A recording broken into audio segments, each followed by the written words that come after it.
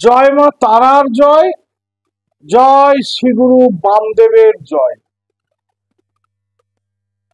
দেখুন, অনেকে অনেক রকম ভাবে বশীকরণের প্রক্রিয়াকরণ করেছেন। আমি আমার আগের ভিডিওতে বশীকরণের অনেক প্রক্রিয়াকরণ দিয়েছি, নিশ্চয়ই আপনারা কাজ পেয়েছেন।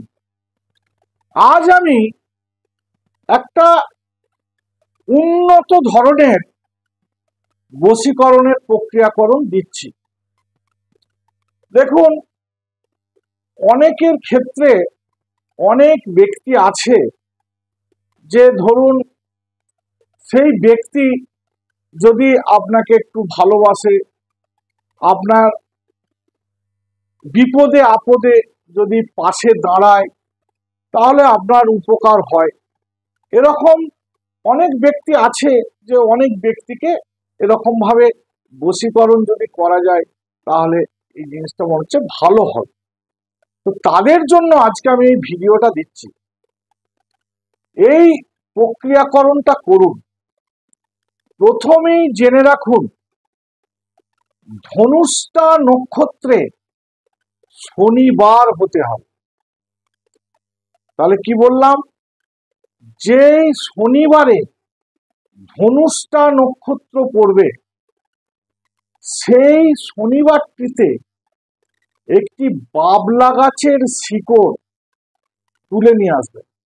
সেই শিকড়টি অতি অবশ্যই গাছটির পূব দিকে চলে যাচ্ছে সেই রকম শিকড়টি তুলে নিয়ে আসবে।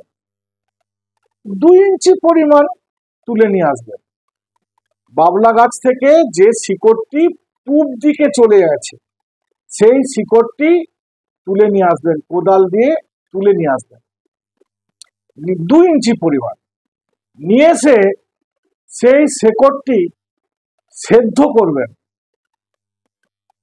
সেদ্ধ করে সেই শিকড়টি রোদে শুকাবেন।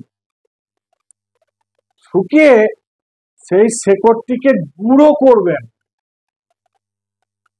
গুঁড়ো করে যাকে আপনি বশীকরণ করতে চাইছেন, যে ব্যক্তিকে আপনি বশীকরণ করতে চাইছেন, সে মহিলা হোক আর পুরুষ হোক, সেই ব্যক্তির মাথাতে কোনো রকম ভাবে ছিটিয়ে দেবেন ওই গুঁড়োটি। এই প্রক্রিয়াকরণটি করুন, অতি অবশ্যই 100% কাজ পাবেন।